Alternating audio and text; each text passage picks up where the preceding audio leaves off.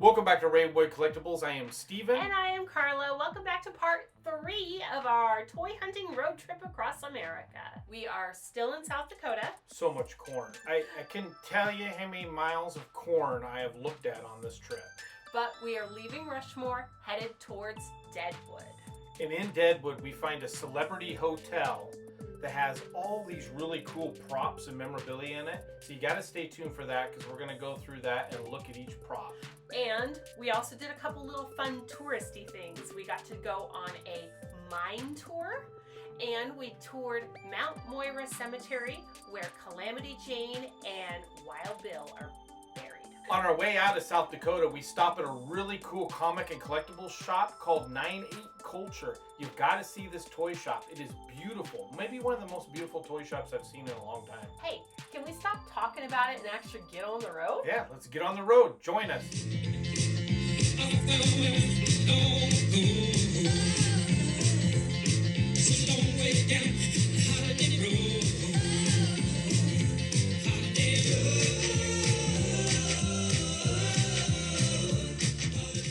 Deadwood, South Dakota.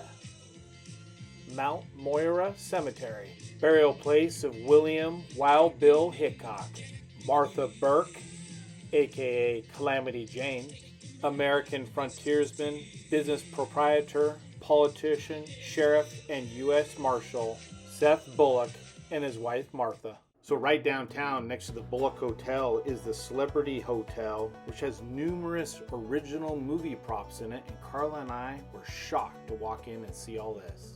Okay, starting off from the highly underrated 1997 sci-fi action movie Starship Troopers, we have a screen-used mobile infantry armor and a badass Merida carbine rifle. Here's a prop dagger from the 1982 movie Conan the Barbarian. Now this is one of two 44 Magnums made for the 1971 movie Dirty Harry. A silk shirt worn by legend Gene Hackman from the 1992 Western film Unforgiven. Here's another iconic shirt worn by superstar action hero Arnold Schwarzenegger from the 1994 movie True Lies.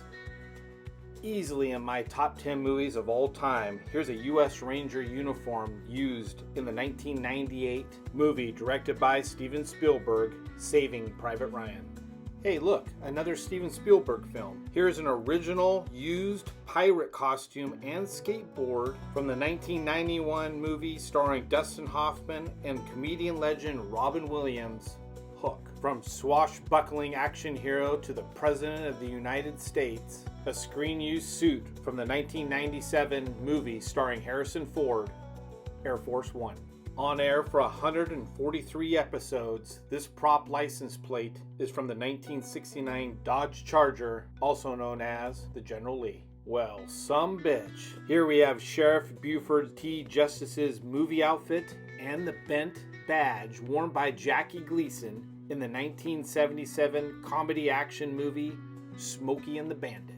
Another movie in my top 10, a screen-used Roman sword from the 2000 Ridley Scott directed movie starring Russell Crowe and Joaquin Phoenix, Gladiator. Nominated for 7 Oscars, a screen-used prisoner outfit from the 1994 movie starring Tim Robbins and Morgan Freeman, Shawshank Redemption. Directed by James Cameron, here's a motorcycle jacket and face appliance worn by Arnold Schwarzenegger in the 1991 movie Terminator 2: Judgment Day.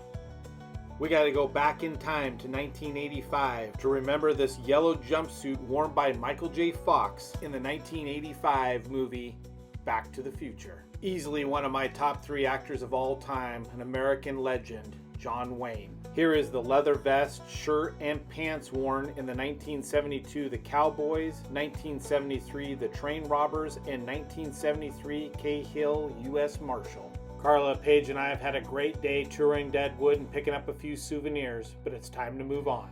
But just as we're leaving town, I looked over my shoulder and I spotted this. Established in 1878, the Broken Boot Gold Mine. Tickets purchased, helmets on, Carla, Paige, and I, and these two chipmunks are ready for our gold mine adventure. As gold mines go, the Broken Boot was pretty unsuccessful, producing only 15,000 ounces of gold in its 26-year run. By comparison, miners took out over 44 million ounces of gold from the nearby Homestake mine in Leeds, South Dakota. Broken Boot was actually profitable because of fool's gold, which is super high in sulfuric acid. They use sulfuric acid to create gunpowder and explosives, among other things. And we are in Spearfish, South Dakota. We are on our way west, and we found a little gem on the GPS, so we are going to check it out. Yeah, let's do some toy hunting. Join us.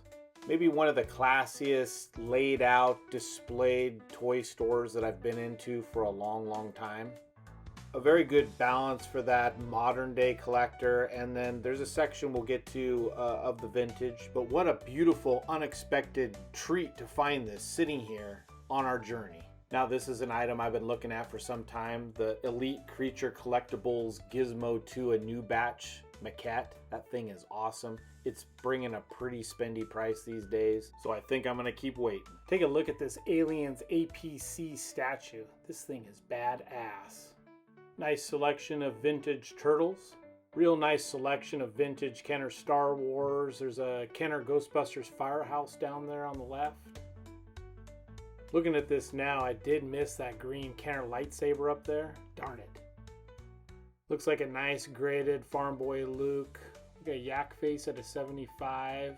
Leia Bosch is cool. I did have my eye on that Toy Center shelf talker from Kenner down there. I had my other eye on this vintage Slave 1 and Falcon sitting down here on the bottom shelf.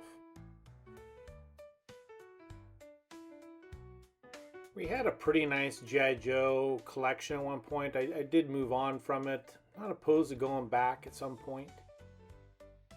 Love that display stand for the Sky Striker.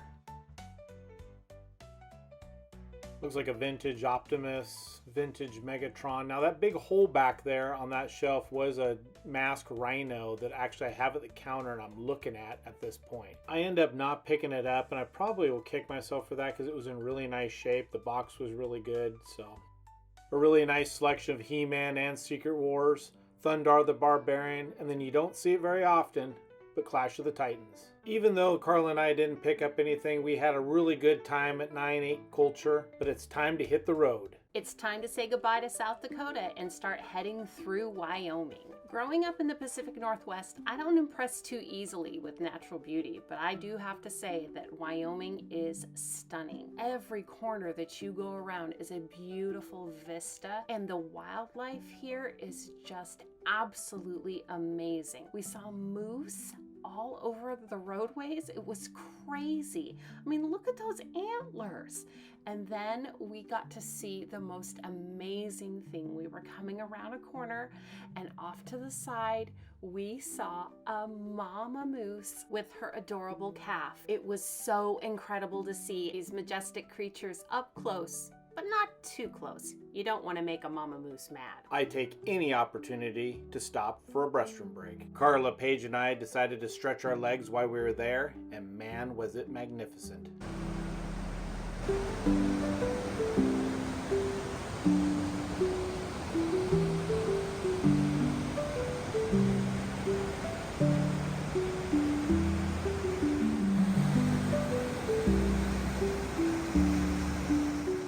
Now, we grew up in the Pacific Northwest and it is beautiful, but Wyoming, there's a little something spectacular about it.